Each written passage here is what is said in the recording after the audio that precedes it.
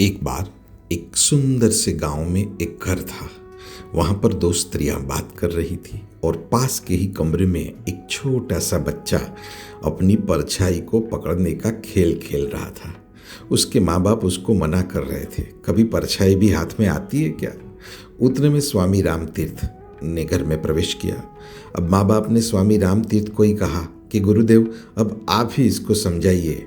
स्वामी रामतीर्थ बच्चे के पास में गए और उसने कहा, क्यों नहीं, परछाई जरूर हाथ में आती है। माँ बाप को भी अजीब लगा। स्वामी रामतीर्थ उस बच्चे के पास में गए और जाकर उस बच्चे को कहा कि सामने की दीवार पे सामने जाकर बैठ जाओ और वहाँ पर जाकर अपना एक हाथ ऊपर करो और दूसरे हाथ से अपने उसी हाथ को पकड़ने की कोशिश करो, हाथ पकड़ में आ जाएगा। और बच्चे ने ठीक वैसा ही किया। बच्चा था ना, निखालस था, समझ गया गुरु कहाँ से बता रहे हैं। इसमें समझ की नहीं, भाव की आवश्यकता है। और बच्चा प्रसन्न हो गया।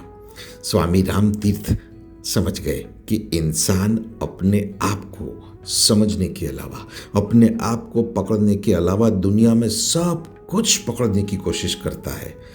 अगर अपने आप को पकड़ना है तो एक समर्थ सिद्ध सद्गुरु का सानिध्य चाहिए, क्योंकि आत्म साक्षात्कार के माध्यम से गुरु शिष्य के भीतर ऊर्जा के रूप में स्थापित है और शिष्य को केवल उसी के ऊपर ध्यान देना है। पर याद रहे, जो दिख रहे हैं वो गुरु नहीं, जो नहीं दिख रहे हैं उसके ऊपर ध्यान देना और उसके ऊपर ध्यान देने का गुरु पूर्णिमा श्रेष्ठ अवसर है।